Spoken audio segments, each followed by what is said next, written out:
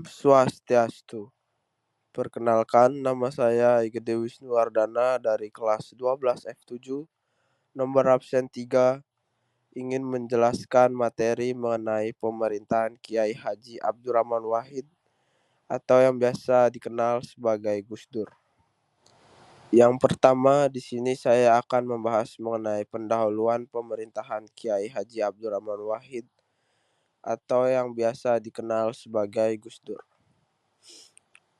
Kiai Haji Abdurrahman Wahid atau Gus Dur menjabat sebagai Presiden keempat Republik Indonesia dari tahun 1999 hingga tahun 2001. Baik, selanjutnya di sini saya akan menjelaskan mengenai latar belakang. Gus Dur lahir pada 7 Agustus 1940 di Jombang, Jawa Timur. Ayahnya Kiai Haji Wahid Hasyim adalah seorang tokoh Nahdlatul Ulama atau yang biasa kita sebut sebagai NU. Gus Dur mendapatkan pendidikan Islam yang kuat dan melanjutkan studinya di Universitas Al-Azhar, Kairo, Mesir. Sebelum menjadi presiden, Gus Dur aktif sebagai wartawan, aktivis, dan juga sebagai politisi. Masa jabatan Gus Dur menjabat sebagai Presiden keempat Republik Indonesia dari tahun 1999 hingga 2001. Ia dipilih oleh MPR sebagai presiden setelah B.J. Habibie mundur dari jabatannya. Gus Dur menjadi presiden pada masa transisi dari Orde Baru ke era reformasi. Selanjutnya, tujuan. Yang pertama, mengenalkan sosok Gus Dur. Memberikan gambaran tentang kehidupan dan latar belakang Gus Dur serta peranannya dalam sejarah Indonesia. Yang kedua, memahami kebijakan Gus Dur. Menjelaskan kebijakan-kebijakan yang diambil oleh Gus Dur selama masa pemerintahannya, termasuk reformasi politik, otonomi daerah, dan kebebasan beragama. Yang ketiga, menganalisis tantangan dan kontroversi. Membahas tantangan dan kontroversi yang dihadapi oleh Gus Dur selama masa pemerintahannya, termasuk pemakzulan dan krisis ekonomi. Yang keempat, menghargai warisan Gus Dur.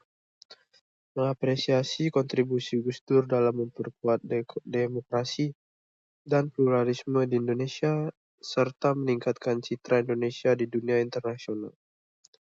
Yang kelima, menginspirasi generasi muda.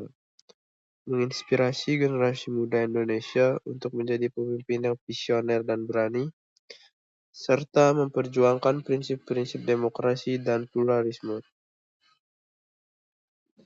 Pembahasan. Di sini kita akan membahas mengenai pemerintahan Gus Dur.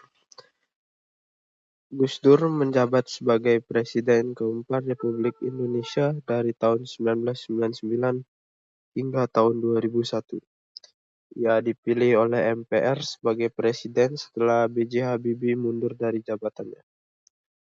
Gus Dur menjadi presiden pada masa transisi dari Orde Baru ke era reformasi. Selama masa pemerintahannya, Gus Dur memperkenalkan reformasi politik yang signifikan, termasuk pembebasan pers, penghapusan sensor, dan pembentukan KPK, atau yang biasa kita kenal Komisi Pemberantasan Korupsi. Ia juga memperjuangkan hak-hak asasi manusia dan kebebasan berpendapat.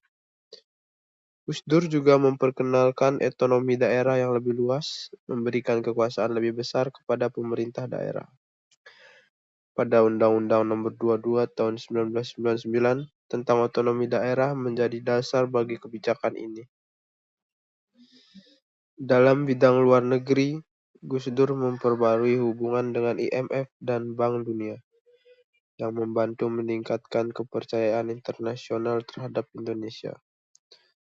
Ia juga memperjuangkan penghapusan utang luar negeri. Namun, Gus Dur juga menghadapi banyak tantangan, termasuk pemakzulan oleh MPR pada tahun 2001. Setelah serangkaian keputusan kontroversial, tuduhan korupsi dan penyalahgunaan kekuasaan menjadi alasan utama pemakzulan. Warisan Gus Dur masih hidup hingga hari ini, termasuk demokrasi yang signifikan, yang membantu memperkuat demokrasi di Indonesia. Kebebasan berpendapat dan berorganisasi menjadi salah satu hasil demokrasi. Gus Dur memperjuangkan pluralisme yang membantu meningkatkan toleransi dan keberagaman di Indonesia. Gus Dur dikenal sebagai pemimpin yang kuat dan visioner yang membantu meningkatkan citra Indonesia di dunia internasional. Ia menjadi inspirasi bagi generasi muda Indonesia. Baik, di sini yang terakhir saya akan menjelaskan hasil kesimpulan. Gus Dur adalah seorang pemimpin yang visioner dan berani. Ia memperjuangkan reformasi politik, otonomi daerah, dan kebebasan beragama. Meskipun menghadapi banyak tantangan, Gus Dur tetap berkomitmen pada prinsip-prinsip demokrasi dan pluralisme. Warisannya masih hidup hingga hari ini, dan ia menjadi inspirasi bagi generasi muda Indonesia. Sekian mengenai penjelasan materi saya mengenai masa pemerintahan Kiai Haji Abdurrahman Wahid atau yang biasa kita sebut sebagai Gus Dur. Mohon maaf jika ada kesalahan kata yang saya ucapkan.